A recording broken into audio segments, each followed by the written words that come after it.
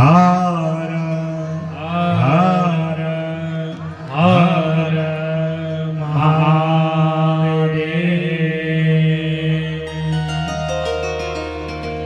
हरि ओम। श्रीमन्महागणाधिपतये नमः। श्रीमन्मंगल मूर्तये नमः। गजाननं भूतगणाधिसेवितं कपित्थजम्बो फलचारुभक्षणम्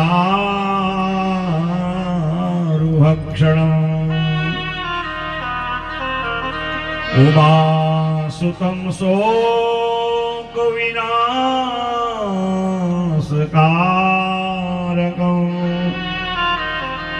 नमामि विघ्नेश्वरपादपङ्कजम्। नारायणं नमस्कृत्य नरं चैव नरोत्तमम् देवीं सरस्वतीं व्यासं ततो जयमुदीरये।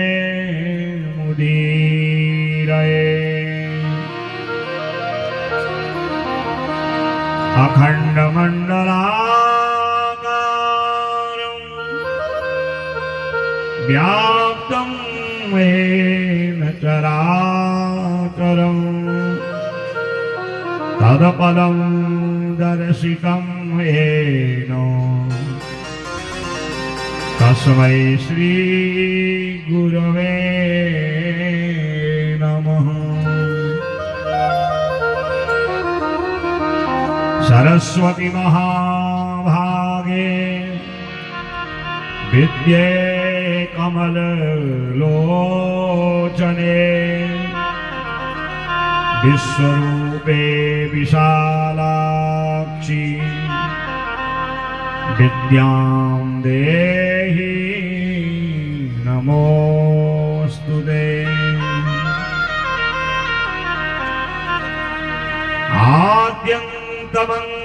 आद्यन्तमङ्गलमजात समानभावम्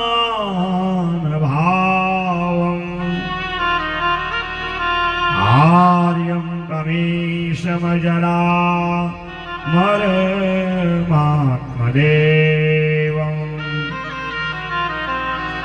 पञ्चाननं प्रबलपञ्च विनोदशीलम्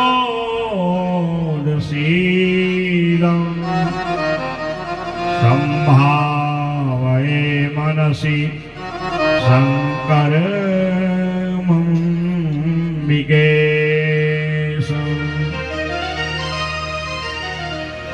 अतुलितबलधाम हेमशैलाभदेहम् धनुजवनकृशानं ज्ञानिनामग्रगण्यम् सकलगुणनिधानं वानराणामधीशम्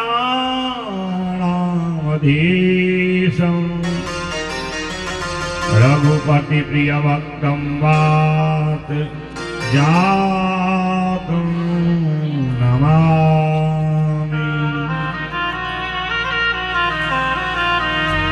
विश्वानि देव सवितरदुरितानि परासुव यदवदरं तन्नासुव।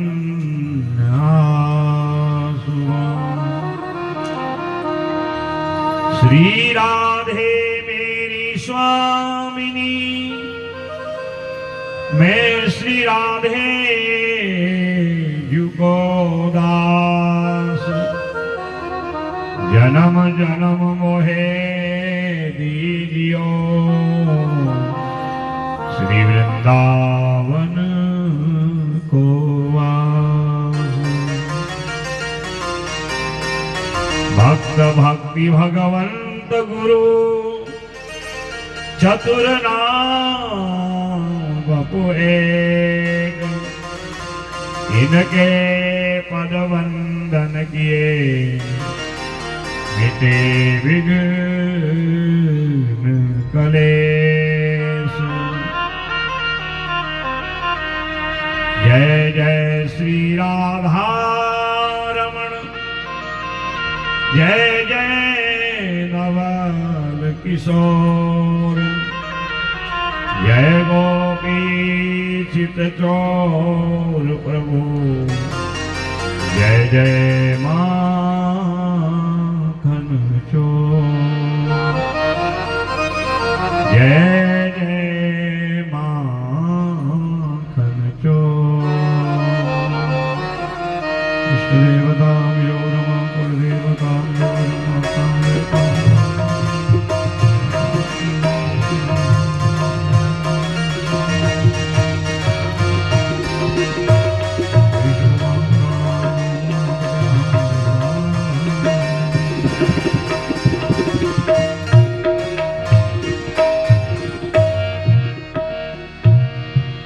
बोले उमापति महादेव की, सत्य सनातन धर्म की, पूज्य मां कपिता की, इष्ट नारायण भगवान की, भूमिया देवता की जय।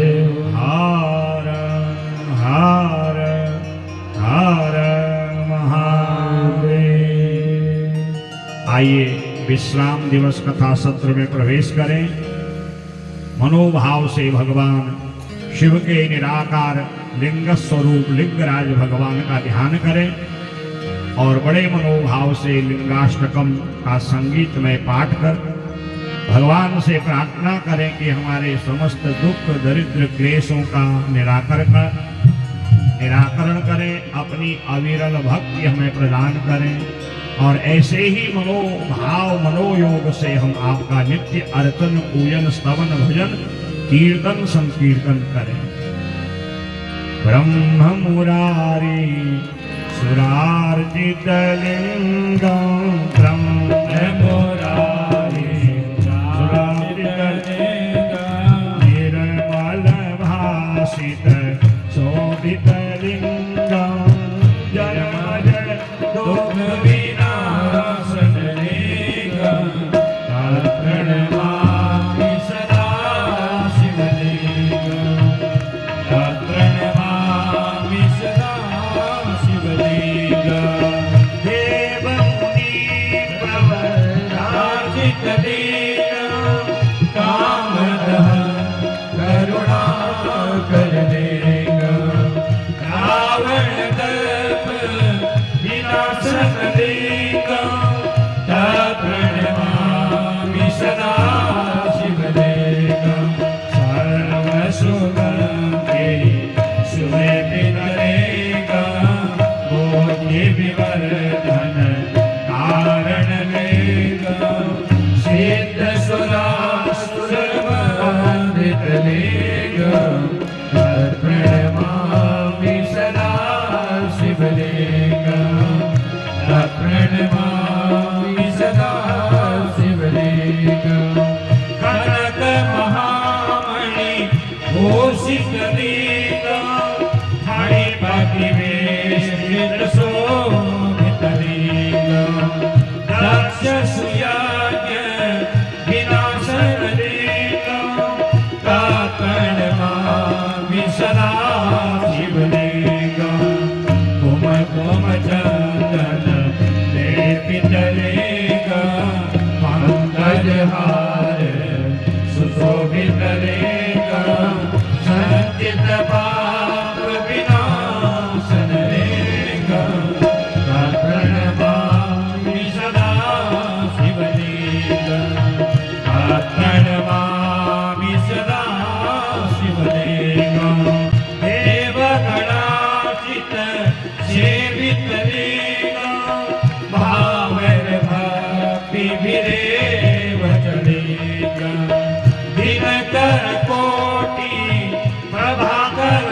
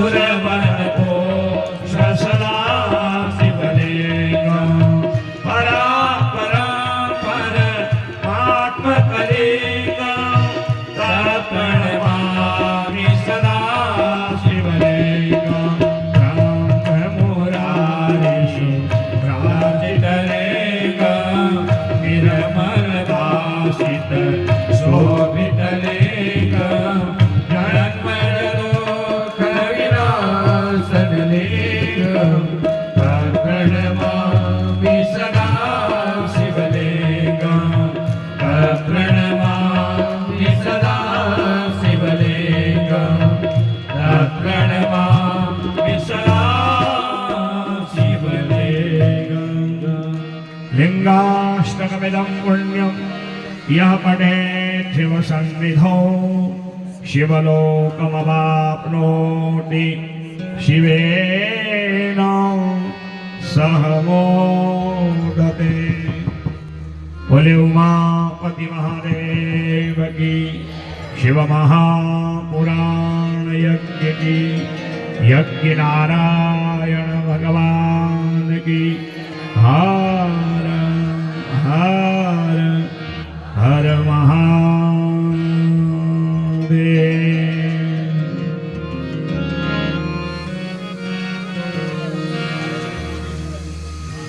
प्रसन्नोऽस्मि हरे तुभ्यं वरं ब्रूहि अभीप्सितं मनोभिलषितं ददमि नादेयं विद्यते तव।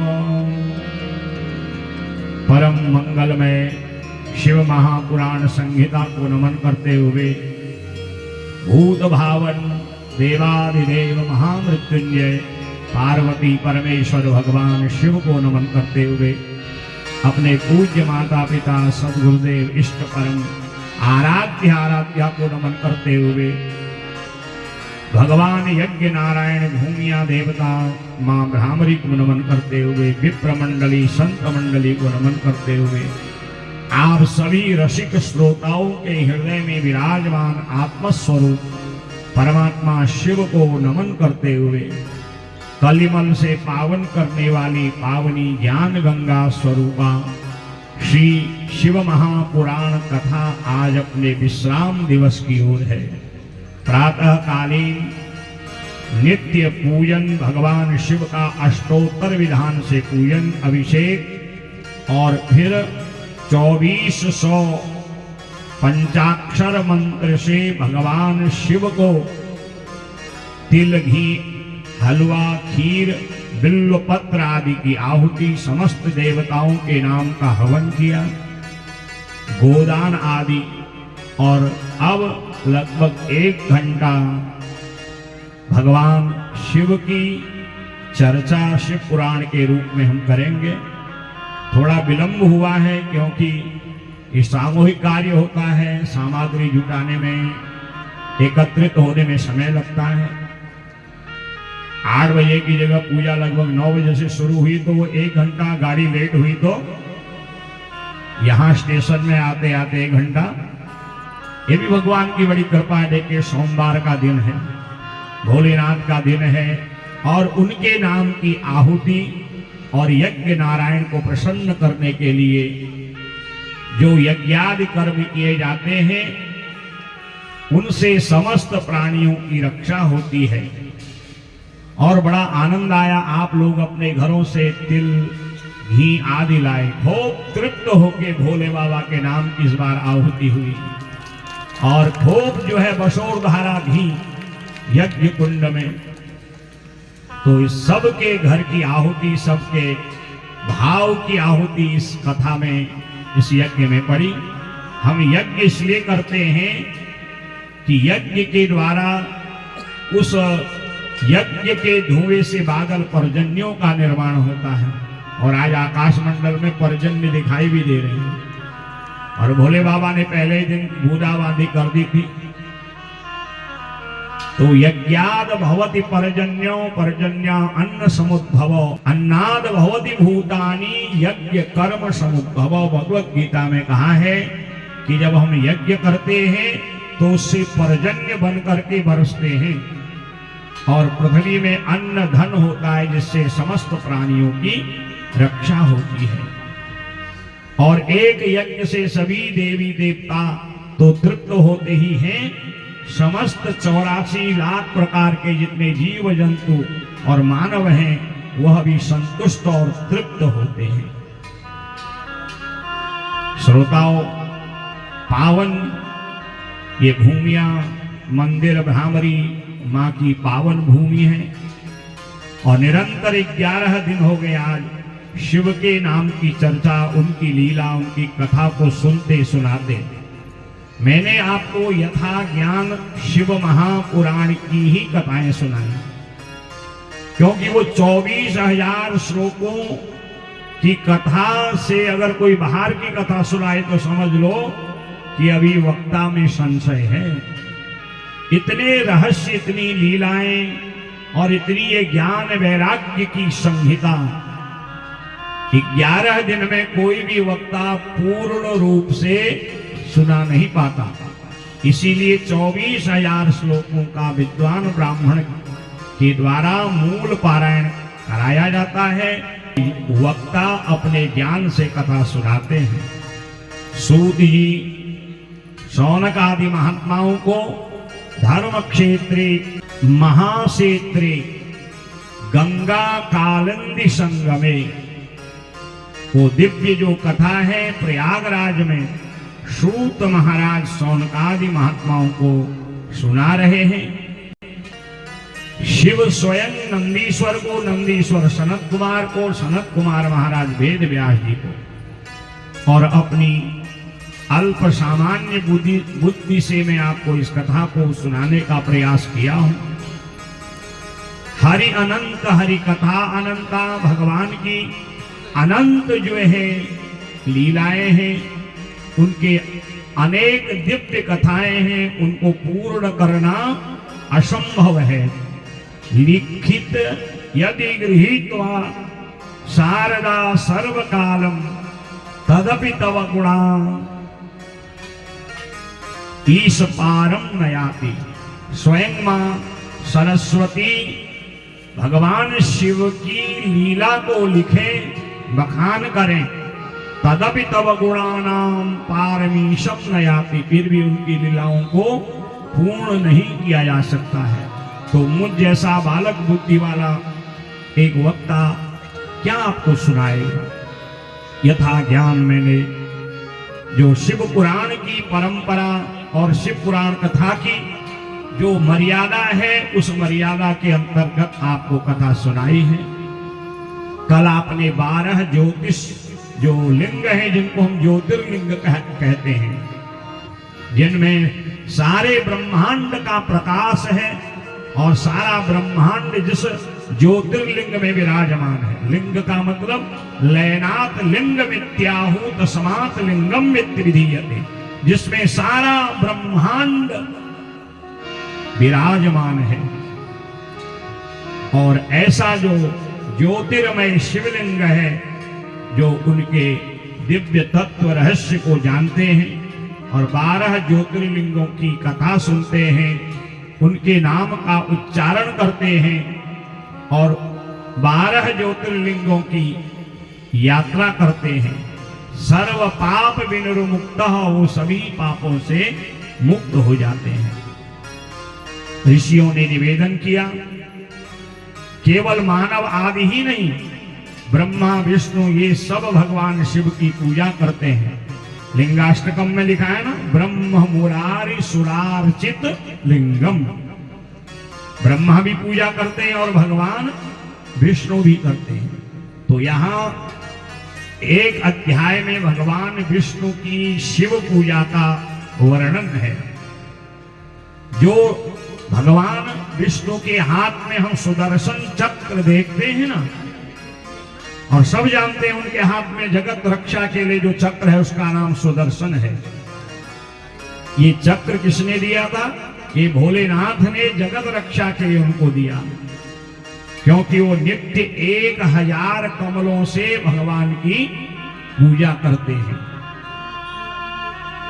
और भगवान ने एक दिन कुतूहलवश विष्णु की परीक्षा ले ली और भगवान नित्य की भांति सहस्रार्चन कर रहे हैं।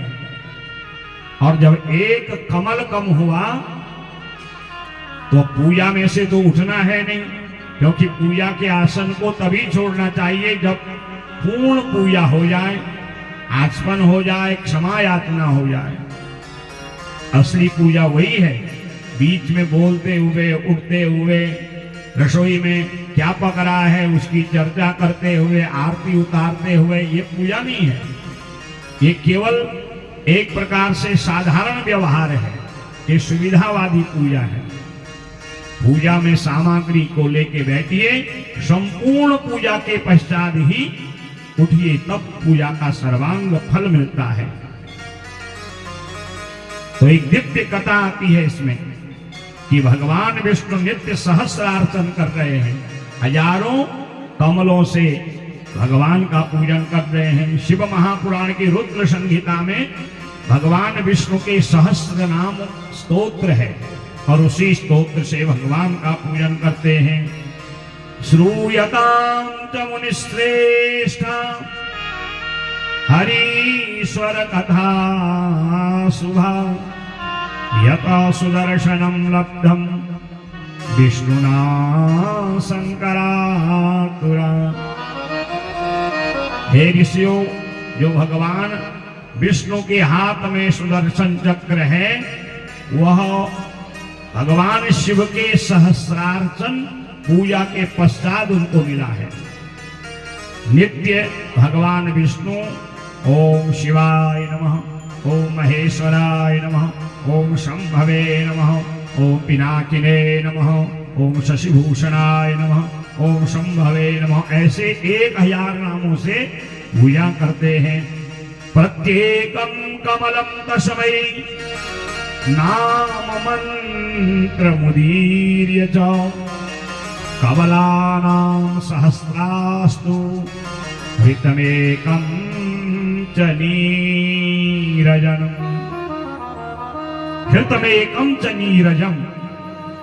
एक दिन भगवान शिव ने भगवान विष्णु की परीक्षा ली।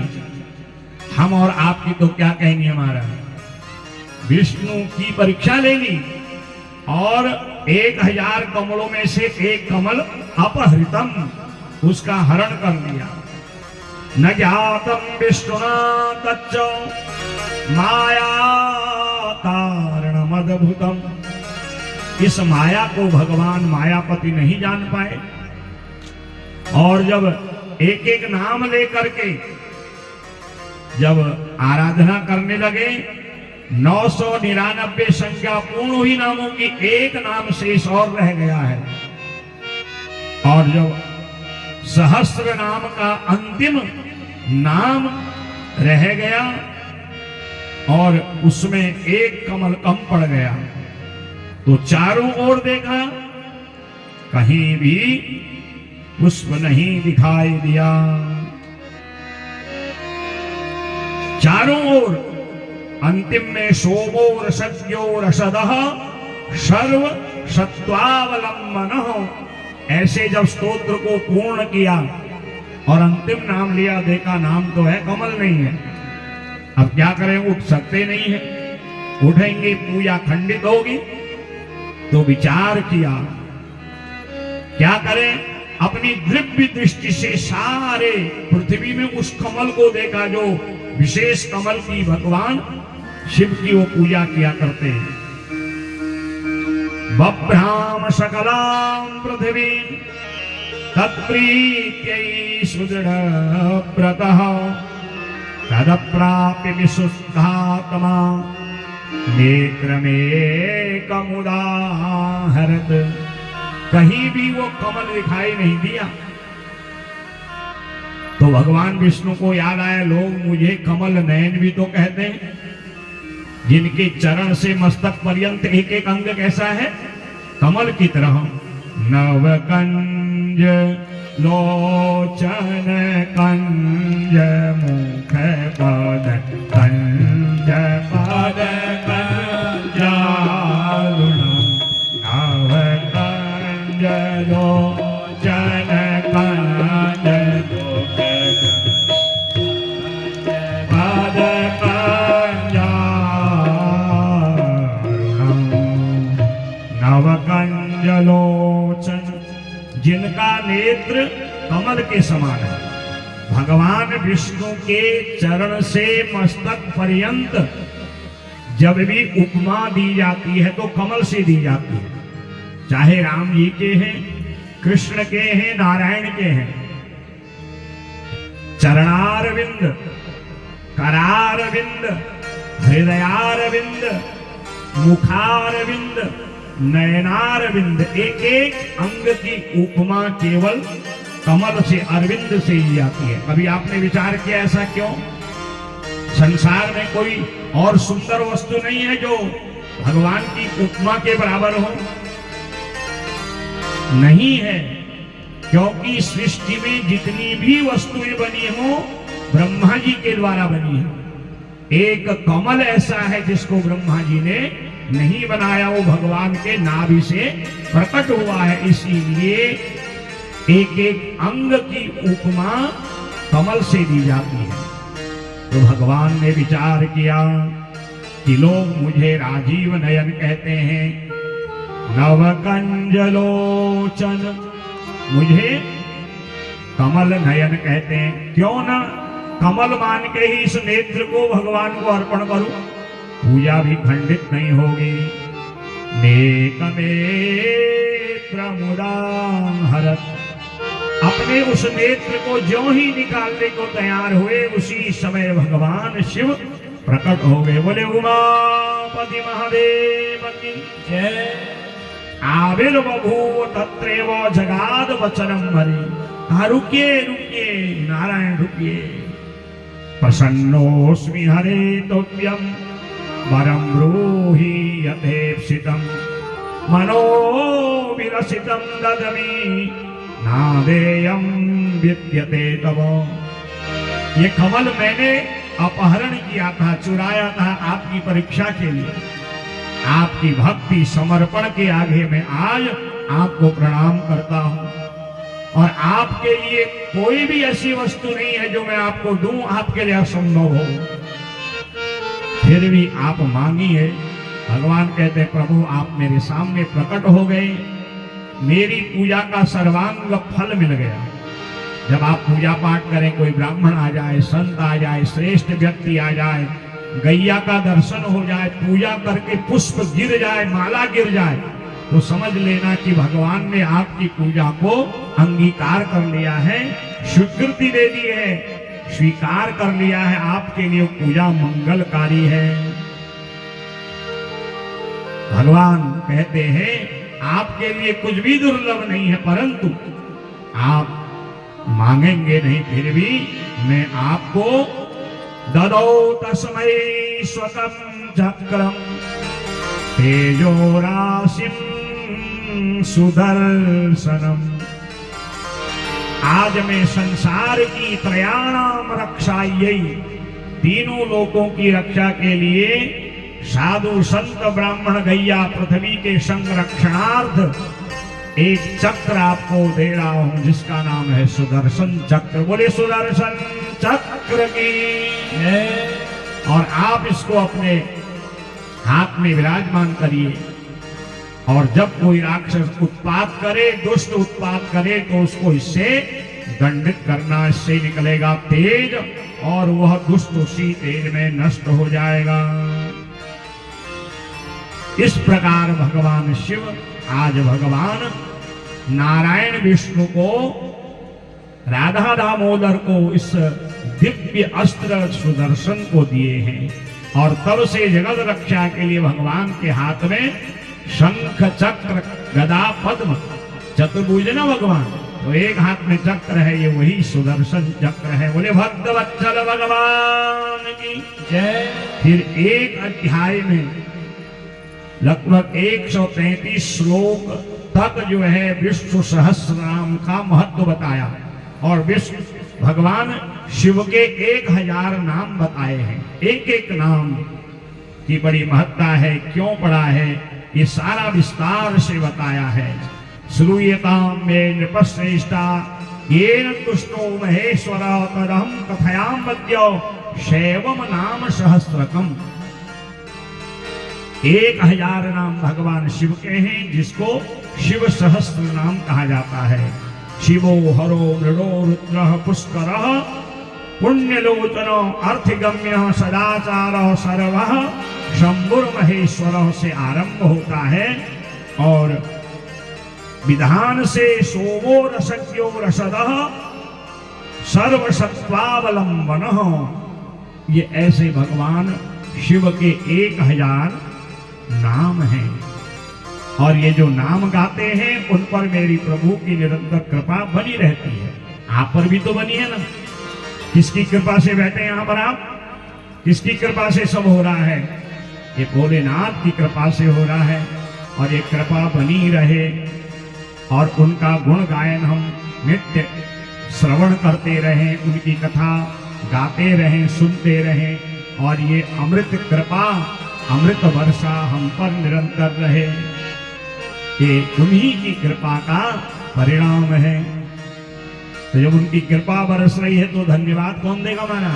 हम ही तो देंगे। आपकी कृपा से सब काम हो रहा है मेरा। आपकी कृपा से सब काम हो रहा है मेरा। आपकी कृपा से सब काम हो रहा है। गाइए।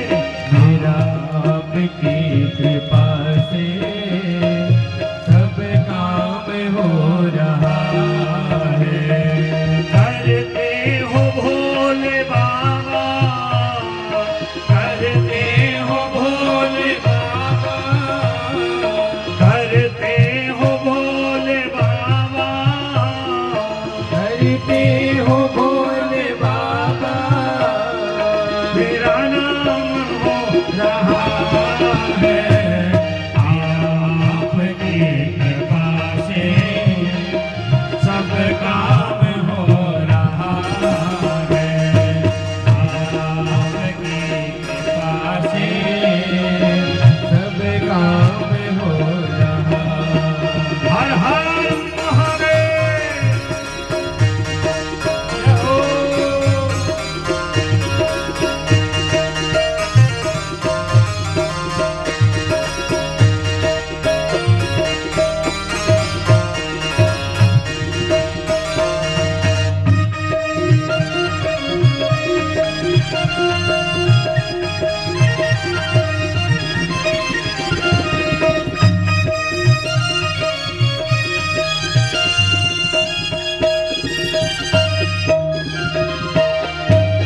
पतवार के बिना ही मेरी नाव चल रही है। पतवार के बिना ही मेरी नाव चल रही है। हाँ हैरान है जमाना, मंजिल भी मिल रही है। हाँ हैरान है जमाना, मंजिल भी मिल रही है। करता नहीं मैं कुछ भी, सब काम हो रहा है। हाँ करता नहीं मैं कुछ भी, सब काम हो रहा है। करते हो भोले बाबा, करते हो भोले बाबा। मेरा नाम हो रहा है। आपकी कृपा से सब काम हो रहा है। मेरा। आपकी कृपा से सब काम हो रहा है।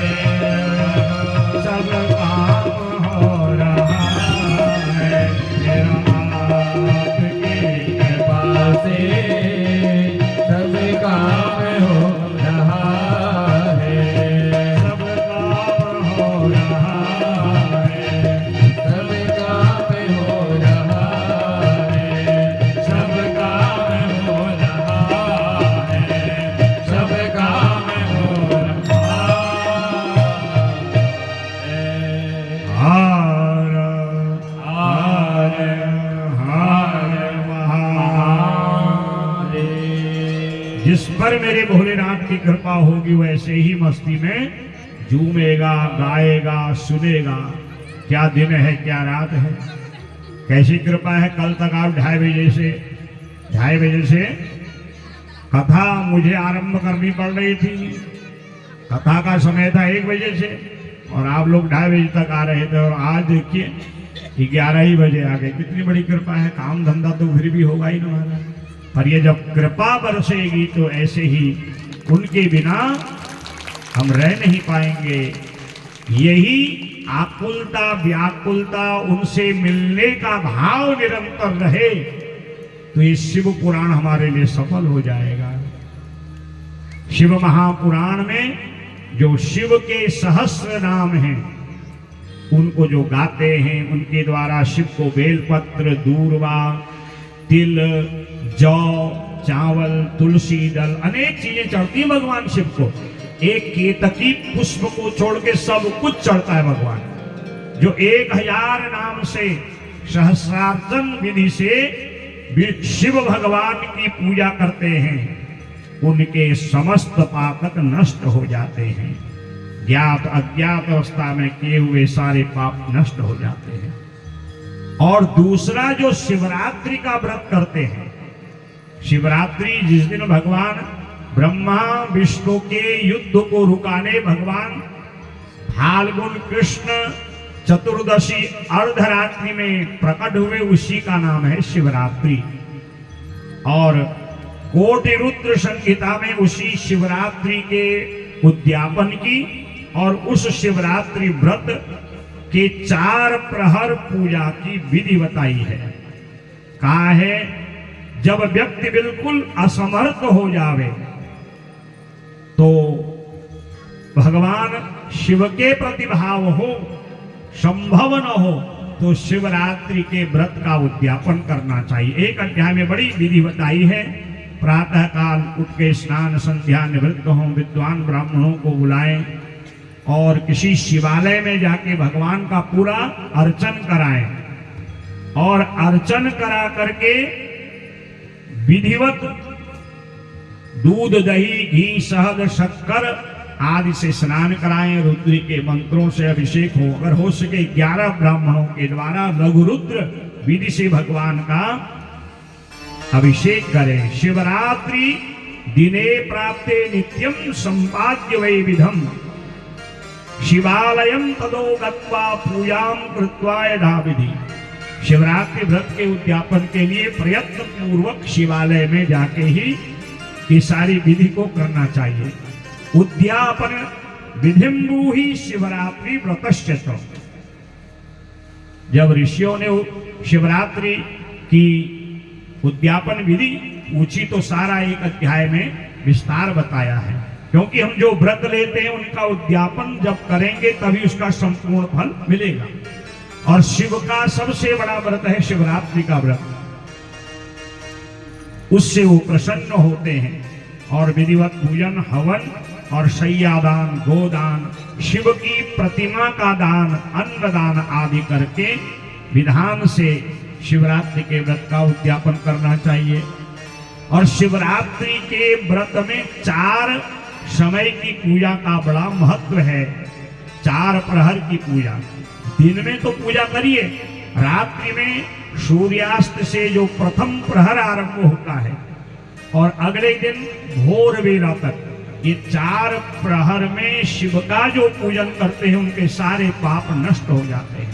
कितना ही बड़ा पापी मनोभाव से जब शिवरात्रि व्रत के 4 प्रहरों की पूजा करता है वो निष्पाप हो जाता है। इसमें एक सुंदर कथा आई है, बड़ा विस्तार में आपको संक्षेप में सुनाऊंगा। शृण्वतां ऋषयः सर्वे कथयामि पुरातनम् इतिहास निषादस्य सर्वपाप प्रणाशनम्। हो गया, आज बहुत ज्यादा आवश्यकता नहीं है इसकी, ऐसे विलंब हो रहा है। बहुत अच्छा व्यवस्था हुई।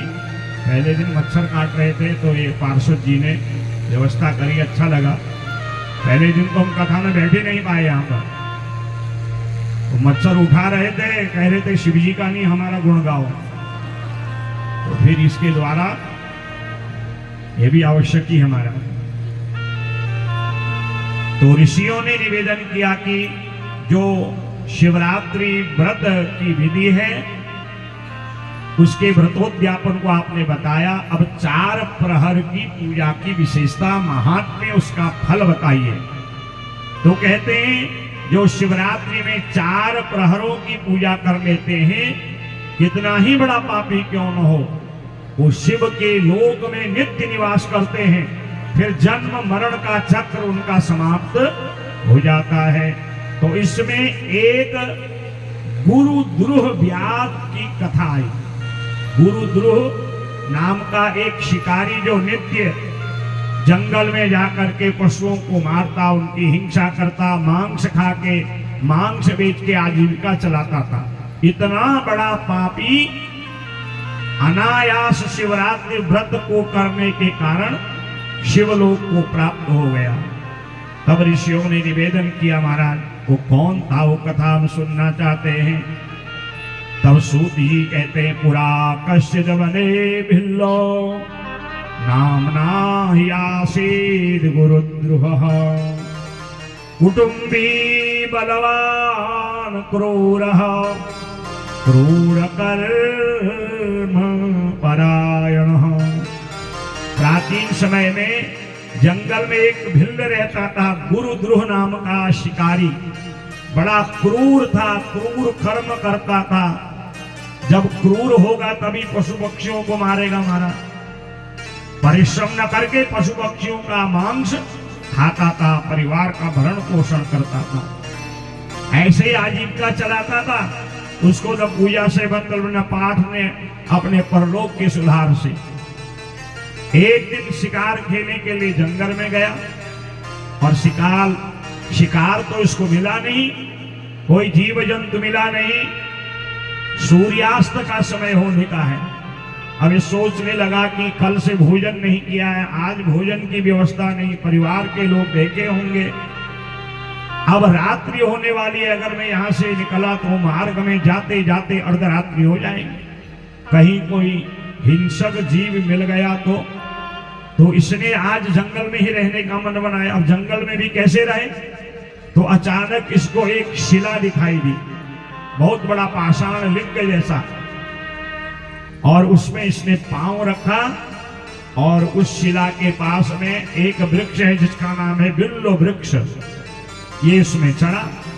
सामने नदी बह रही है, इसने पीने के लिए कमंडलू में जल भरा, कंधे में बाण और धनुष, उस शिला में पांव रख करके उस बेल वृक्ष में चढ़ने लगा। सूर्यास्त का समय है। तावत् प्रथमो यामस् तस्य निद्रां विनागकः। दिन भर थका है, नींद भी लगी है, पेड़ में चढ़ा, बिल्लो के कुछ पत्ते गिरे, बेलपत्री। अभी जिस पे चढ़ा था इसने तो कभी शिव जी के बारे में कुछ जाना नहीं था, न कभी शिवालय में गया था, शिवलिंग कैसा होता है। ये किसी ऋषि के द्वारा स्थापित शिवलिंग था। इसकी बुद्धि देखिए, ये इसको साधारण पाषाण मान करके, शिला मान के उस पर पांव रख के चढ़ गया। भोले बाबा ने मन में विचार किया, लोग तो मुझे सब कुछ चढ़ाते हैं, इसने तो अपने आप को ही चढ़ा दिया, इतने भोले हैं। वृक्ष में चढ़ा तो चढ़ते वक्त 2-4 बिल्वपत्र गिरे, कमंडलू हिला तो उसका जल गिर गया। इस प्रकार मानो ये पहले प्रहर की पूजा हो गई। जैसे ही ये पेड़ पे चढ़ा, सामने एक मृग जल पीने आया, मौका लगा, इसने धनुष बाण का संधान किया। अभी इसको मारूंगा, कल सुबह होगी, घर को ले जाऊंगा। उतने में इस मृग ने आहट को सुन लिया, क्योंकि मृग के कान बड़े तेज होते हैं और ये मानवीय भाषा में बात करता है। अरे शिकारी, मैं जानता हूं कि तू मुझे मारने के लिए प्रयत्नशील है, तू मुझे मार, पर मैं एक बात बताता हूं, घर में मेरी पत्नी, मेरे 2 बच्चे मेरे इंतजार कर रहे हैं। यदि तू मुझे बचने का मौका दे, मैं अपनी पत्नी बच्चों को बता के आता हूं और आकर के तेरे सामने खड़ा हो जाऊंगा, तू मुझे मार लेना और शिकार कर लेना। तो ये कहता है भाई मैं तुम पर विश्वास कैसे करूं, गए जब लौट के नहीं आए तो मेरा तो सारा परिश्रम निरर्थक हो जाएगा। तब ये मृग कहता है देखो आज बहुत बड़ा दिन है और ये दिन है शिवरात्रि का। अब ये हिल है, ये तो कुछ जानता है नहीं, इसे समझा कोई ऐसा दिन होगा कोई। कहा ठीक है, मानवीय भाषा में बात कर रहा है, कोई ना कोई विशेष तो होगा ये। तो ये मृग गया और इधर यामस्य च द्वितीयस्य तेन शंभोर महामनः पूजा जाता प्रसंगेन व्याधस्य सुप्रदायिनी। रात्रि का दूसरा प्रहर 8-9 बजे का समय होगा लगभग। इतने में एक और मृगी वहां पर आ गई। उस मृग की पत्नी पति को ढूंढते ढूंढते आई दूसरे रास्ते से जल पीने के लिए, क्योंकि सब यहां पर मिला करते थे दिन भर की प्यास बुझाने। जो ही जल पीने लगी, निहारने लगी, तो अचानक इसकी नजर उस शिकारी पर पड़ी। उस शिकारी ने देखा बढ़िया मौका है, शायद ये वही होगा। बाण और धनुष जैसे ही निकाले तो 2-4 बिल्वपत्र नीचे शिला पर गिरे हैं, कमंडलू का जल गिरा है, मानो द्वितीय याम अर्थात द्वितीय प्रहर की पूजा हो गई हो। और इस मृगी ने भी यही कहा देख तू मुझे मार रहा है, कोई बड़ी बात नहीं, क्योंकि हमारा जीवन तो ऐसे शिकारियों के लिए है। पर मैं सत्य बात कर रही हूं, मैं मृगी हूं, मेरे पति सुबह से निकले हैं, अभी आए नहीं, कैसी स्थिति है, घर में 2 छोटे बच्चे हैं, आज शिवरात्रि है, मैं झूठ नहीं बोलती। मेरे पति को मैं अपने बच्चों को सौंप के यहां पर आऊंगी, क्योंकि इतना बड़ा दिन है, जो जितना पुण्य करे उतना बड़ा फल, और जो जितना झूठ बोले पाप करे उसका उतना बड़ा पाप हो। इसको बड़ा आश्चर्य हुआ। जो भी आता है मानवीय भाषा में बात करता है। सूत जी कहते हैं ऋषियों ये मृगी गई है। उधर दोनों बच्चों ने अपने माता पिता को जब लौटता हुआ नहीं देखा, बड़े आकुल व्याकुल हो गए। दोनों में जो बड़ा बच्चा है कहता है भैया तुम माता पिता को ढूंढने जाओ। ये अगले रास्ते से माता पिता को ढूंढते हुए निकला और अर्धरात्रि में लगभग 12-1 बजे, और जब ये तीसरे प्रहर में एतस्मिन् समये तत्र प्राप्ते यामे तृतीय के, तीसरा प्रहर है अर्धरात्रि का, ये पहुंचा। ये चारों ओर निहारा, कहीं माता पिता नहीं मिले, जल पीने लगा। तब देखा इस शिकारी ने कि अब है मौका, पर ये छोटा छोटा है। धनुष बाण निकाला, प्यास लगी थी, जल पिया। जल पीने में हाथ हिला तो जल नीचे गिर गया। थोड़ा बिल्वपत्र हिलने से, हलचल से नीचे गिर गए, मानो तृतीय प्रहर की पूजा हो गई। और ये मृग कहता है मैं अपने माता पिता को ढूंढते आ रहा हूं, मेरा छोटा भाई घर में अकेला है, मैं उसको आश्वासन दे के लौटता हूं, लौट के आता हूं, क्योंकि आज शिवरात्रि है। आज जो जैसा कर्म करता है उसका 1000 गुना फल उसको मिलता है। पाप करे तो 1000 गुना पाप, पुण्य करे 1000 गुना पुण्य। इसको बड़ा आश्चर्य हुआ। जो भी आता है बोलता है और कहता है शिवरात्रि है, शिवरात्रि है। और ये गया। जब छोटे भाई ने देखा माता पिता भाई लौट के नहीं आए, तो मैंने भी क्या कहना रह करके मैं ढूंढने निकलूं। मिल गया ठीक है, कोई हिंसक जीव मुझे खा लेगा तब भी ठीक है हमारा। चलते चलते यह उसी स्थान पर आया। भोर का समय था, सुबह के 3-4 बजने वाले बाद चौथा प्रहर आरंभ हुआ था। पुनश्च जलपात्राणि पतितानि शिवोपरि तेन जाता चतुर्थस्य पूजायामस्य वै शुभा। ये छोटा बालक वहां पर आया हिरण का, चारों ओर देखा माता पिता कहीं नहीं है। अक्सर जल पीने के लिए सब यहां मिलते थे, जल पिया और जैसे ही धनुष बाण का संधान इस शिकारी ने किया, कमंडलु हिला, जल गिरा। धनुष बाण का संधान करने में बेल पत्रियां नीचे गिर गई, मानो चौथे प्रहर की पूजा हो गई हो। और यह मृग का छोटा बच्चा कहता है, देखो शिकारी आप मुझे मारो कोई बात नहीं, बस एक बार मेरे माता पिता भाई मिल जाएं तो मैं अपने प्राण आपको स्वयं सौंप दूंगा। इसने विचार किया, ये जो भी आता है मानवीय भाषा में बोलता है और कहता है शिवरात्रि का व्रत है और एक दूसरे के लिए समर्पण है, एक दूसरे के बिना नहीं रह सकते हैं। ये चर्चा हो ही रही थी उसी समय। मृगी भी, मृग भी और उसका बड़ा भाई, ये तीनों आ गए। अब 4 के 4 वहां पर खड़े हो गए और मृगी कहती है मुझे मारो, मृग कहता है मुझे मारो, बड़ा बच्चा कहता है शिकारी से मुझे मारो, छोटा कहता मुझे मारो। एवं ज्ञान संपन्नो एवं ज्ञान समापन्नो बाणं संवारयस्तरा गम्यतां च मृगश्रेष्ठा धन्यास्ता इति चाब्रवीत्। इन चारों को जब एक दूसरे के प्रेम में डूबता हुआ देखा, एक के बिना एक नहीं रह सकता, इसलिए मुझे मारो मुझे मारो, ये भाव जब देखा इसका हृदय परिवर्तन हो गया। मैं मनुष्य होकर के नहीं बोल सकने वाले इन जीवों को मार के खाता हूं और इनके अंदर भी कितनी संवेदना है, कितना समर्पण है। और मैं मानव होकर के शिवरात्रि व्रत की महिमा नहीं जान पाया और ये पशु होकर के शिवरात्रि की व्रत की महिमा जान गए। मैं कितना पापी हूं, कितना मूर्ख हूं, इसके हाथ से धनुष बाण कमंडल गिरा, बिल्व पत्र गिरे, जल गिरा, शिव भगवान का प्रातः कालीन अभिषेक हो गया और ये नीचे आया आकुल व्याकुल होकर के मैं क्या करूं, कहां जाऊं। इतना प्रेम इन जीवों में और मैं इतना निष्ठुर, इतना निर्दयी, मैं इनको मार के खाता हूं। जैसे ही नीचे उतरा ना, आकुल व्याकुल था, भोले बाबा प्रकट हो गए।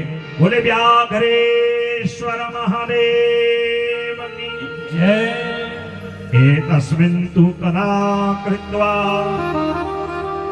एतस्मिन्नन्तरे ते तु कृत्वा शंकर दर्शनम् सर्वं प्रणम्य सन्मूर्तिं मृगयोने प्रपेदिरे। भोले बाबा ने देखा है कहीं गिर न जाए, आकुल व्याकुल है, खड़े हो गए, अपने कंधे पर उठा लिया और बड़े भाव से नीचे उतारा। कहता कौन हो महाराज? इस घोर जंगल में कहा मैं वही तो हूं जिसकी रात भर तू 4 बार पूजा कर चुका है। कभी मेरे बारे में देखा सुना नहीं, कहा मैं बड़ा महामूर्ख निष्ठुर पशु पक्षियों की हिंसा करता हूं, मुझे क्या पता आप कौन है। आज स्वयं भगवान शिव आज अपना रहस्य इस व्याध को, इस गुरुद्रोह व्याघ्र को बताते हैं। और वो जो 4 है ना, वो 4 कोई और नहीं, शिव है, पार्वती है, कार्तिकेय है और भगवान गणेश है। कि अनन्य भाव से अनन्याश्चिन्तयन्तो मां ये जनाः पर्युपासते। आपके बिना कोई और नहीं है। ये भगवान की प्रेम लक्षणा भक्ति है। और कब किसके हृदय में प्रकट न हो जाए। तदीयता त्वदीयता मदीयता, हम आपके हैं, आप हमारे हैं, आपके बिना प्रभु हमारा और कोई नहीं है। तुम बिन और न दूजा आस करूं मैं किसकी। आरती में गाते हो ना माना, कितना समर्पण है, आपके बिना हमारा कोई नहीं है। आज इस गुरुद्रोह व्याघ्र के, इस गुरुद्रोह शिकारी के भिल्ल के हृदय में भगवान ने परिवर्तन कर दिया, दंडवत भगवान को किया। कहा आज से मैं तेरे ही नाम से यहाँ पर स्थापित होऊंगा, क्योंकि इस घोर जंगल में अर्धरात्रि में कौन आता? तूने भले अज्ञान अवस्था में, अबोध अवस्था में ही मेरी पूजा करी, वो भी 4 प्रहरों की, दिन भर भूखा प्यासा, और तेरे अंदर दया आई, तूने इन 4 मृगों को छोड़ा जो मेरा ही रूप था। और भगवान तो दया निदान है, करुणा निदान है, जो परिवर्तन कर देते हैं। व्याघ्रेश्वर शिवो या कह पर्वते ही अर्वदा चले, दर्शनात् पूजना सत्यो मुक्ति मुक्ति प्रदायक। और भगवान वहां व्याघ्रेश्वर नाम से प्रसिद्ध हुए। आज भी अर्बुद पर्वतल में, अर्बुदाचल पर्वत में ये व्याघ्रेश्वर भगवान समस्त भक्तों के पातक, पाप, कष्ट, दुख दूर करने के लिए विराजमान है। बोले व्याघ्रेश्वर भगवान की जय। कहते हैं जो इस व्याघ्रेश्वर की महिमा को सुनते हैं उनके हृदय में भी परिवर्तन आता है। और ये गुरुद्रुह नाम का जो शिकारी है, त्रेता में यही केवट बना है। भगवान राम की चरण सेवा करके आज भगवान के परम वैकुंठ धाम को प्राप्त कर लिया। हर हर हर महादेव। ऐसे दिव्याति दिव्य लिंगों की कथा कोटि रुद्र संहिता में है। फिर एक संहिता है जिसका नाम है उमा संहिता, जिसमें भगवती उमा के शरीर से कौशिकी, अंबिका 2 देवियां प्रकट हुई। बड़ा विस्तार है। दुर्गा सप्तशती की जो कथा है ना, कि कैसे माने महिषासुर को मारा, चंड मुंड धूम लोचन, शुंभ निशुंभ रक्त बीज मधुकैटवादि को, सारी कथा उमा संहिता में विस्तार पूर्वक दी है। इसी उमा संहिता में कुआं दान करने की विधि है, तालाब निर्माण की विधि है, बड़े बड़े वृक्ष लगाने की विधि। कहते हैं जो वृक्षारोपण करते हैं उनको अनेक जन्मों में वही वृक्ष पुत्र की सेवा सुख के रूप में मिलते हैं। इसलिए अधिक से अधिक वृक्ष लगाना चाहिए। हमने अपने जीवन में कितनी लकड़ियां काटी, कितने वृक्ष काटे, क्या परिणाम? पर्यावरण असंतुलित। तो उमा संहिता में इसका बड़ा विस्तार बताया है। कांतारे सहरोपी श्याम, जिसको अपने जन्म जन्मांतरों का भला करना है, आत्म कल्याण करना है, तो उसको अधिक से अधिक वृक्ष लगाने चाहिए। इसमें पुस्तक दान की महिमा, गोदान की महिमा, गृहदान की महिमा, भूमि दान की महिमा, बड़े विस्तार पूर्वक ये उमा संहिता में कथा आती है। कैलाश संहिता 6ठी संहिता है। और जिस संहिता में तत्वों के विषय में, वैराग्य के विषय में बताया है, अयम आत्मा ब्रह्मो प्रज्ञान ब्रह्मो ईशावास्मिदं सर्वं यत्किंचित् जगत्याम जगत, अयम आत्मा ब्रह्मो अहम ब्रह्मास्मि। बड़े बड़े वेदांत के सूत्रों के द्वारा कैसे जीवन अपने लक्ष्य कल्याण तक पहुंचता है, विस्तार पूर्वक बताया है। ये योगियों की, साधकों की, परिव्राजकों की संहिता है। संन्यास धारण की विधि बताई है, सन्यासी के नियम बताए हैं, शिव पूजा, भस्म, रुद्राक्ष की महिमा बताई है, अपने श्राद्ध की विधि, आत्म श्राद्ध विधि, पितरों के श्राद्ध की, पिंडदान की विधि बताई है, नरकों का वर्णन बताया है। और जो 7वीं संहिता है जिसका नाम है वायवी संहिता, वायुदेव और कार्तिकेय का बड़ा दिव्य संवाद है।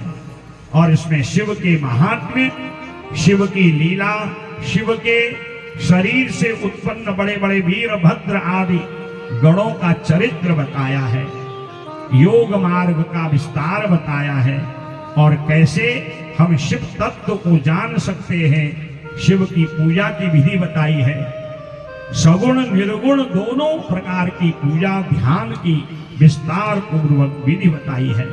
श्रोताओं, अगर यहीं से कथा आरंभ करो 11 दिन तक, इन संहिताओं की कथा भी पूर्ण रूप से नहीं हो पाएगी। फिर भी समय की मर्यादा है और कथा का एक सिद्धांत है कि 11 दिन में कथा को विश्राम करना चाहिए। अब कथा रूप में तो किसी भी वक्ता के लिए 11 दिन में कथा करना संभव नहीं, इसीलिए एक विद्वान ब्राह्मण को वक्ता के पास में बैठाया जाता है जो 24,000 श्लोकों का विस्तार पूर्वक पाठ करके शिव को अर्पण करता है। तो ऐसी ये अलौकिक शिव महापुराण की 7 संहिताओं की कथा है जो मेरे माता पिता, मेरे गुरुदेव भगवान विद्वान ब्राह्मणों के आशीर्वाद से और आप जैसे सभी रसिक श्रोताओं के प्रेम से मुझे प्राप्त हुआ। मैंने यथा ज्ञान इस कथा को सुनाने का आप सबको प्रयास किया है। शिव पुराण में लिखा है जो इसको आदर पूर्वक सुनते हैं और जो मनोभाव से इस कथा को श्रवण करते हैं, जो जैसा भाव रख के कथा सुनता है, ज्ञान भाव से तो ज्ञान की प्राप्ति, भक्ति भाव से भक्ति, वैराग्य भाव से मुक्ति, कोई धन की इच्छा से सुने, पुत्र की कामना से, संतान के सुख से, ऐश्वर्य की प्रभाव से यश की प्राप्ति के लिए ये यथा माम प्रपद्यन्ते ताम तथैव याम्यहम्, जो जैसे जैसे भाव से इस कथा को सुनता है, भोलेनाथ आशुतोष है, वो सब की कामनाओं को पूर्ण करते हैं। तो यथा ज्ञान मैंने भी इस कथा को आपको सुनाया, तो मैं समस्त विद्वान ब्राह्मणों का बड़ा आभार व्यक्त करता हूं, क्योंकि मैं अकेले किसको कथा सुनाता, मुझे सहयोग की आवश्यकता पड़ी। और जब आप सब रसिक श्रोता आए तब मैंने इस कथा को सुनाने का प्रयास किया। हो न हो कहीं कोई ऐसा शब्द जो आपको अच्छा न लगा हो, आप यही मुझे दे जाइएगा। और 11 दिन की कथा में कोई अच्छी बात हो जिससे आपका हृदय परिवर्तन हो, घर में सुख शांति आए, मन के विचार बदलने वाला कोई प्रसंग हो, कोई ऐसा दुर्गुण जो आपके लिए समाज में, घर में आपके लिए भी हानिकारक हो, उस दुर्गुण को यहीं छोड़ जाइएगा। और इस 11 दिन की कथा में कोई अच्छी बात मैंने कही हो, उसको सूत्र रूप में जीवन में अपनाइएगा। देखिए, सीधा इस शिव पुराण का एक सूत्र है, भोलेनाथ के चित्र को आप देख रहे हैं, घर में भी होगा। मैंने एक दिन निवेदन किया था, भोले बाबा भस्म लगाते हैं, नागों को धारण करते हैं, जटा जूट पहनते हैं और खाने के लिए कालकूट है, शरीर में वस्त्र नहीं है। और देखिए विपरीत स्थिति है, मां पार्वती 16 श्रृंगार करके चकाचक सजी हुई रहती है। बाबा का वाहन बूढ़ा बैल नंदी और मां का वाहन शेर। कितना विरोध है दोनों का, श्रृंगार में भी विरोध, वाहन में भी विरोध। गणेश जी का वाहन चूहा, सर्प जहां भी चूहे देखे वो निगल जाए। कितना विरोध है चूहे का और सर्प का।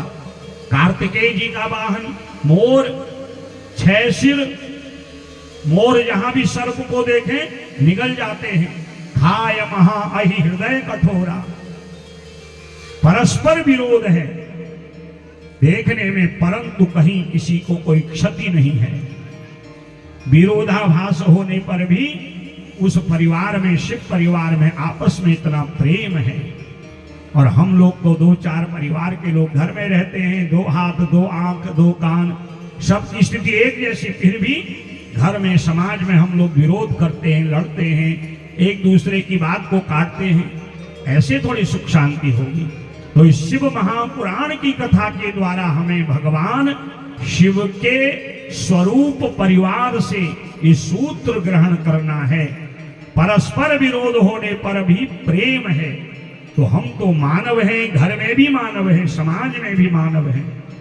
तो हम मानव वाला कार्य करें, श्रेष्ठ कार्य करें और ऐसे ही कार्य करके निरंतर नई पीढ़ी को प्रेरणा दें और इस यज्ञ के द्वारा कुछ नया हमारे जीवन में परिवर्तन हो। यहाँ से हम अच्छाई लेके जाएं, बुराई छोड़ के जाएं।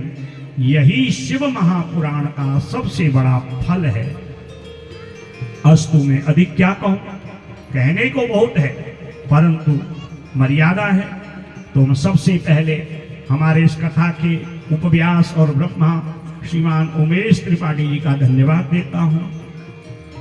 हमारे इस यज्ञ में मेरे साथ संगीत में सहभाग करते हुए जो मेरे सहयोगी विद्वान हैं, ये केवल संगीत के ही मर्मज्ञ नहीं, ये शास्त्र कर्म कांड कथा पुराण सब जानते हैं और बड़ा सम्मान करते हैं। हमारे अनुज तुल्य श्रीमान नवीन चंद्र जोशी जी, नवीन चंद्रों की तो यहाँ बड़ी भरमार है महाराज। इधर भी नवीन चंद्र हैं, उधर भी नवीन चंद्र हैं, पार्षद भी नवीन चंद्र हैं। हम इन सब के बीच में घिरे हुए हैं महाराज, तो सब नवीन ही हो रहा है, होना भी चाहिए। तो हमारे संगीत में हारमोनियम में सुंदर सुंदर आपको भजन भी सुनाए, और ये स्वयं बहुत बड़े कथा वक्ता भी हैं और लगभग 15-20 वर्षों से मेरे साथ जुड़े हैं। श्रीमान नवीन जोशी जी का मैं सम्मान करता हूँ, आभार व्यक्त करता हूँ। कीबोर्ड में हमारे मनोज तिवारी जी, मैं इनका भी बड़ा सहयोग करता हूँ। सायंकाल में आपको बहुत बढ़िया बढ़िया भजन उन्होंने सुनाए, सहयोग किया। और हमारे मुकुल चोपड़ा जी, जिनका सारा परिवार, इनकी बहनें, कभी आप देखेगा इनकी जो है यूट्यूब चैनल आदि, पूरा परिवार भक्ति भाव वाला बढ़िया बढ़िया भजन गायक हैं, तबले बजाते हैं, गाते हैं, लोगों को आनंदित देते हैं। और मुकुल चोपड़ा जी स्वयं बड़े बड़े इवेंट कराते हैं, तो इनका भी बहुत बहुत धन्यवाद है। और हमारे साथ एक नटखट थे हमारे दिव्यांशु जी, अब उनका कॉलेज खुल गया तो कल वो अपने कॉलेज की पढ़ाई के लिए चंडीगढ़ गए हैं, संगीत भी सीखते हैं। अब ये सब विद्वान कहते हैं कि गुरुजी वो तो क्या क्या नहीं सीखते महाराज, तबले की शिक्षा भी ले रहे हैं, इंजीनियरिंग की भी पढ़ाई कर रहे हैं। तो छुट्टी में आए थे, हमने कहा इधर उधर भागने के बजाय, क्योंकि आजकल बच्चे देख रहे हैं क्या कर रहे हैं क्या नहीं कर रहे हैं, तो उन्होंने भी संगीत में सहयोग किया। हमारे इस परिसर में जो मंदिर है, पूजा करने वाले आप सब जानते हैं, दिनेश शर्मा जी, एक पांडे जी हैं, और जिन्होंने भूमि कथा के लिए दी, मैं एक बार नहीं, वो मेरे बहुत स्नेही हैं, श्रीमान गिरीश चंद्र तिवारी जी, उनका परिवार, उनके सभी इष्ट मित्र बंधु बांधव, मैं बहुत बहुत उनका आभार व्यक्त करता हूँ। मेरा तो उनके घर में आना जाना आज से नहीं, लगभग 30-35 वर्षों से है, परिवार जैसा है। तो इस बार सभी आयोजकों ने कहा कि गुरुजी हमने निवेदन किया है, पिछली बार पांडाल कम हो गया था, इस बार तो उन्होंने निवेदन स्वीकार किया। उनकी इस भूमि में ये दिव्य पुराण की कथा हुई, तो मैं उनको भी धन्यवाद देता हूँ। टेंट की जिन्होंने व्यवस्था बनाई, जिन्होंने भोजन सुंदर फलाहार बनाया, और साउंड की व्यवस्था है थोड़ी इस बार, अब इसमें भी ज़्यादा कुछ कहना नहीं चाहता। जिसने भी जो सहयोग किया है, मैं सबका आभार व्यक्त करता हूँ। और समस्त भूमिया मंदिर समिति के जितने भी पदाधिकारी हैं, अध्यक्ष हैं, कोषाध्यक्ष हैं, सचिव हैं, मैं नाम तो सबका नहीं जानता, कांडवाल जी हैं, नवीन जी हैं, दूसरे नवीन पार्षद हैं, धोनी जी हैं, हमारे निर्मल जी। मैं पूजा के बाद दिन भर, पिछले बार भी विश्राम वहीं, सायंकाल में वहीं विश्राम। और जितने भी पदाधिकारी हैं, परसों मनोज पाठक जी आए थे, मैं ज़्यादा ध्यान दे नहीं पाया, मैं उनका भी धन्यवाद करता हूँ। और एक नाम आया था मेरे पास, श्रीमान लड्डू, जिन्होंने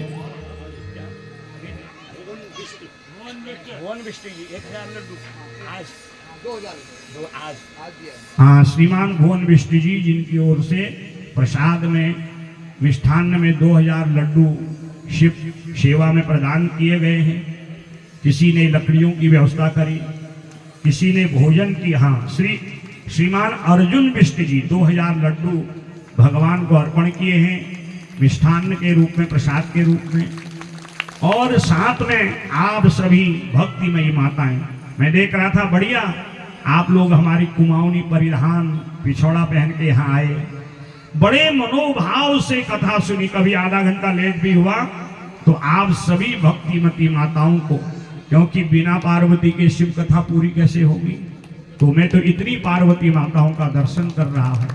समस्त जितने भी भद्र पुरुष बैठे हुए हैं, गणमान्य लोग हैं, बहुत लोगों को मैं पहचानता हूँ। और क्योंकि मैं भी आपके आसपास ही रहता हूँ, और 38-39 वर्ष से हल्द्वानी में रहते हो गए, और एक कथा यात्रा 35 वर्ष से चल रही है। जनवरी, फरवरी, मार्च, अप्रैल, मई ऐसे करके अब नवंबर, दिसंबर कब निकल जाता है कथा, आज यहाँ की कथा, कल वहां की कथा। तो ये सब आप रसिक श्रोताओं का, भक्तिमती माताओं का, समस्त सज्जनों का मैं आभार व्यक्त करता हूं। आप आए, आपने मुझ जैसे एक बालक को सुनने का साहस किया। कोई किसी को आजकल सुनता नहीं है, सुनाता है। तो ये तो मैं अपने ऊपर भगवान आशुतोष, भूमिया देवता, भ्रामरी मां, शिव पुराण की अहेतु की कृपा मानूंगा कि मेरे गुरुदेव की कृपा वाणी रूप में, माता पिता का आशीर्वाद, ब्राह्मणों का आशीर्वाद जो है वाणी के रूप में निकला, शिव पुराण के रूप में यथा ज्ञान मैंने आपको सुनाया, आपने सुना, तो मैं सभी का धन्यवाद देता हूँ। अब एक एक करके नाम लेना संभव नहीं है, बाकी वो घोषणा आदि अगर कमेटी के लोग करेंगे कैसे क्या होना है, तो मैं सबका जो है धन्यवाद देता हूँ। और पुराण का एक नियम है कि पुराण के श्लोक को सुनना चाहिए और मुंह से उच्चारण भी करना चाहिए। तो एक शिव पुराण का श्लोक आप मेरे साथ उच्चारण करेंगे और एक संकीर्तन होगा, और उसके पश्चात फिर व्यास पूजन, पुस्तक पूजन होगा, और कमेटी की तरफ से कुछ कार्यक्रम की घोषणा होगी। थोड़ा विलंब भी हो गया, कोई नहीं, भगवान की सेवा, आज तो सोमवार है, शिव का ही दिन है। तो आइए मेरे साथ मिलकर के संपूर्ण शिव पुराण का हमें फल मिले। शिव, पार्वती, गणेश, कार्तिकेय को मन मन में प्रणाम करें और उनसे भाव रखें कि आपकी ऐसी कृपा निरत हम पर बरसते रही। मेरे साथ आप लोग दोहराएंगे, ओम हरे नमः, ओम हरे नमः।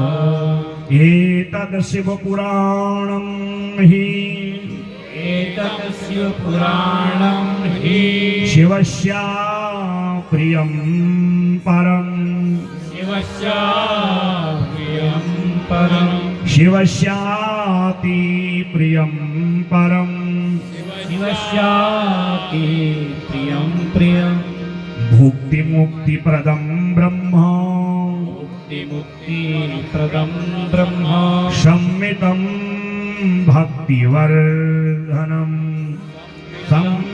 भक्तिवर्धनम्।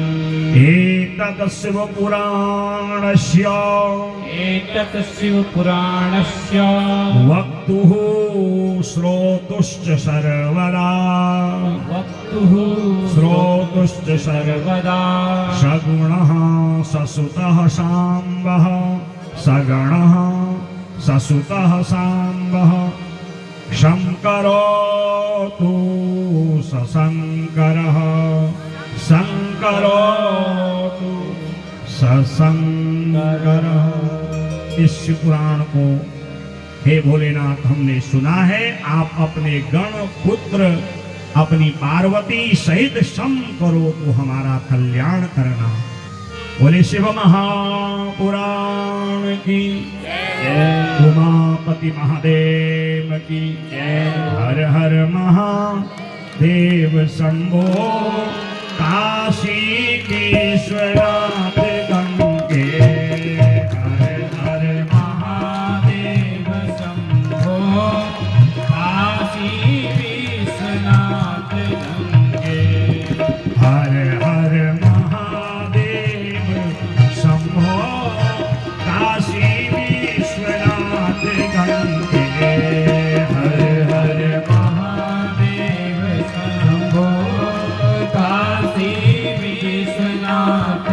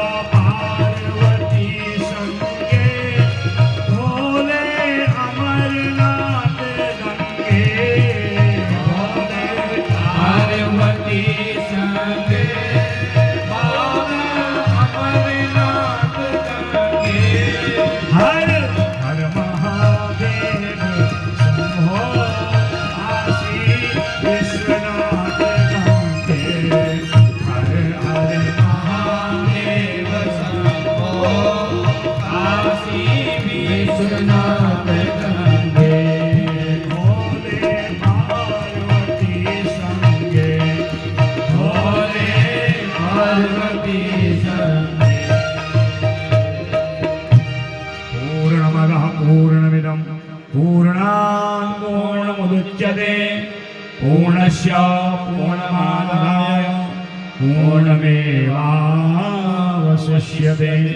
सर्वे भवन्तु सुखिनः सर्वे सन्तु निरामया सर्वे भद्राणि पश्यन्तु मा कश्चित् दुःखभाग् भवेत्। व्यास होने के नाते मैं आप सबके मंगल की कामना करता हूँ। सभी सुखी रहें, आरोग्य रहें, सबके घर में शांति बनी रहे और ऐसे ही शिव आदि के उत्सव में आप अपना जीवन यापन करें, उनका चिंतन करें और ऐसे ही सत्कर्म सद्धर्म से अपनी मति को भगवान में अर्पण करें।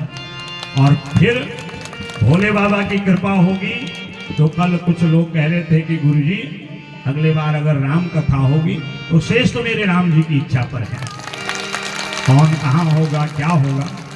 तो यदि आप लोगों का उत्साह बना रहे और कमेटी में जरा नव युवक लोग जुड़े, सहयोग करें तो कोई भी कार्य असंभव नहीं है। इतना कहते हुए मैं वाणी को विश्राम देता हूँ।